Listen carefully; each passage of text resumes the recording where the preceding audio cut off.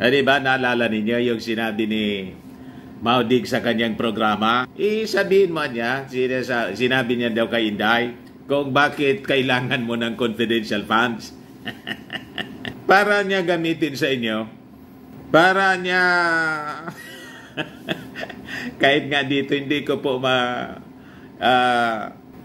masabi. Baka ma-restrict po tayo. Di ba? Pero alam na ninyo kung ano yung sinabi ni Digong.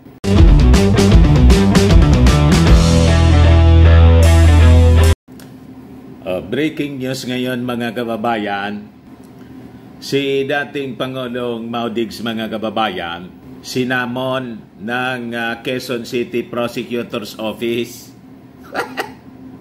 Bakit na niya Mr. Maravillas pinatawag ng Quezon City Prosecutor's Office? Nireklamo kasi ng Makabayan Black Congresswoman na si Franz Castro yung ginawa nga kasing pananakot na yun doon sa programa niyang gikan sa masa para sa China para sa masa dahil sa nag-ugat doon sa issue ng confidential funds ng kanyang anak na si Inday. O ngayon nag-file ng formal na reklamo si Franz Castro po. Kaya ayon, sinamon ngayon mga kababayan ng Quezon City Prosecutor's Office. Ayan breaking news. Quezon City Prosecutor summons Rodrigo Duterte for probe on grave threats complaint. Yan kasi ayaw pang manahimik. Retire na nga mga kababayan. Ayaw pang manahimik. Ayan tuloy. Kaso, yung kinakaharap ngayon mga kababayan, other than yung sa ICC, may local case na siya at may isa pang naghihintay sa kanya mga kababayan. Yung pagpakulong niya kay dating Senador Laila De Lima. Yan po yung balita ni News 5. De Lima, kakasuhan sina ex-President Duterte, SOJ, Aguirre, tambak na kaso po. You see? But before ko ibigay sa inyo mga kababayan yung complete story, click subscribe muna dito sa ating YouTube channel and hit the notification bell para lagi po kayong updated sa mga kaganapan dito sa ating bansa. Like and share na rin po ninyo ng ating video para marami yung makapanood. At wag na rin po ninyo mga kababayan na skip yung ating mga commercial ads para tuloy-tuloy ang pag-unlad ng bagong Pilipinas. Ngayon, sa mga nag-aanap po ng malinis at spacious na fitness gym, bumisita lang po kayo sa aming Colossal Fitness Gym.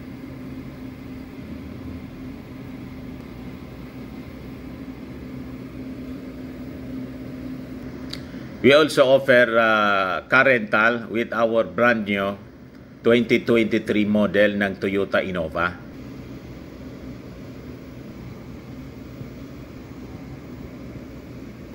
Tumatanggap din po kami ng booking for those who are planning to travel via PAL and Cebu Pacific, and bills payment po for Meralco bills, PLDT, etc.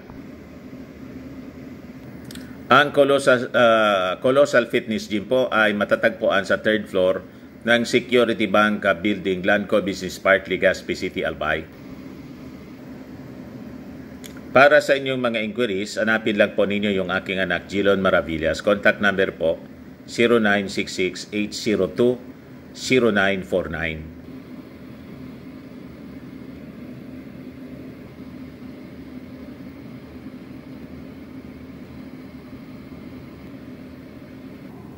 Ayos pa. Ayos anya Mr. Maravillas.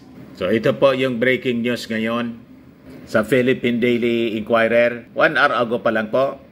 Sabi dyan, Quezon City Prosecutor summons ex-President Rodrigo Duterte for a December 4 and 11 probe at Quezon City Prosecutor's Office. responding to grave threats, complaint ni Congresswoman Franz Castro ng Makabayan Black. This marks the first subpoena niya against Duterte since leaving office. Si Castro, along with lawyers, filed criminal charges citing Article 282 of the RPC addressing Duterte's death threats. Diba, naalala ninyo yung sinabi ni Maudig sa kanyang programa? Sabihin mo niya, sinabi niya daw kay Inday, kung bakit kailangan mo ng confidential funds. Para niya gamitin sa inyo. Para niya... kahit nga dito, hindi ko po masabi. Baka ma-restrict po tayo. Di ba? Pero alam na ninyo kung ano yung sinabi ni Digong. Ngayon, pag napatunayan siya na nagkasala, mga kababayan, ng walang kaduda-duda, ang penalty, if guilty, sabi rito, ranges from 1 to 6 months ng pagkakakulong. Di ba?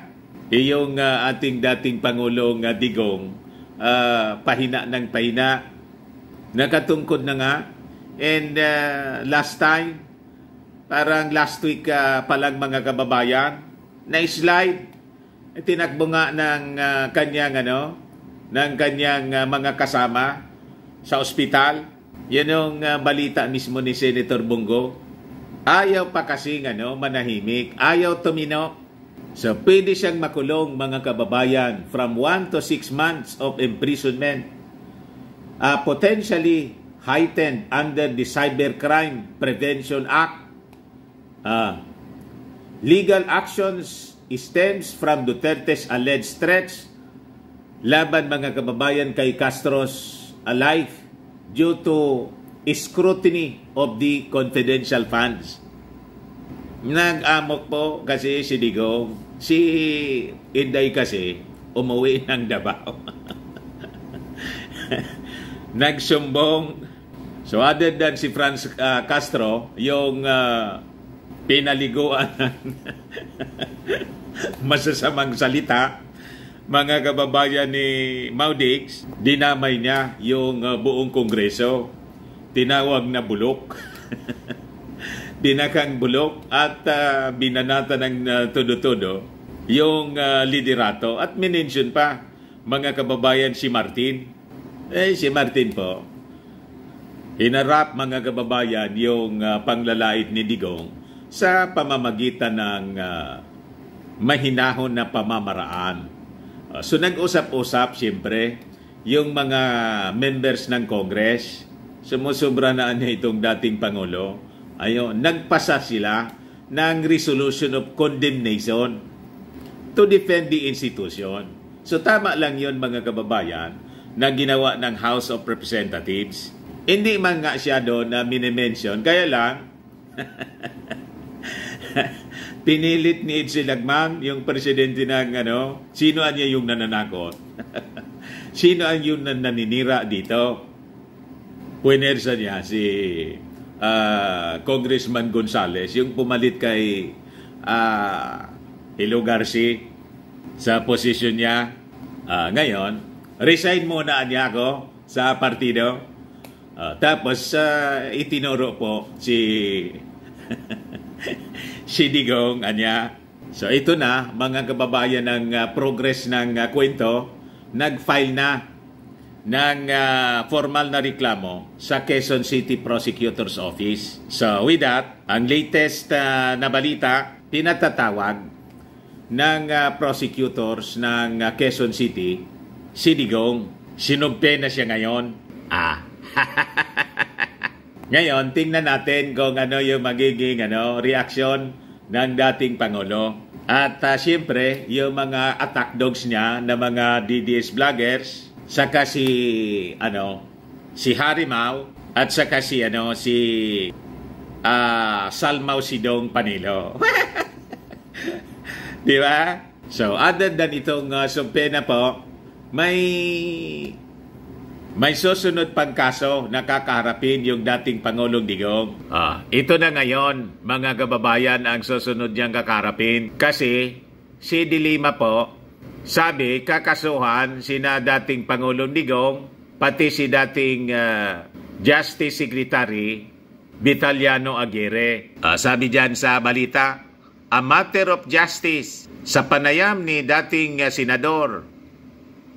Hindi sa panayam ni kay dating senador Laila De Lima, sa totoo lang, ng 1 na PH, pinag-usapan ng kanyang legal team ang pagsasampa ng kaso kina dating Pangulong Rodrigo Duterte at dating Justice Secretary Vitaliano Aguirre.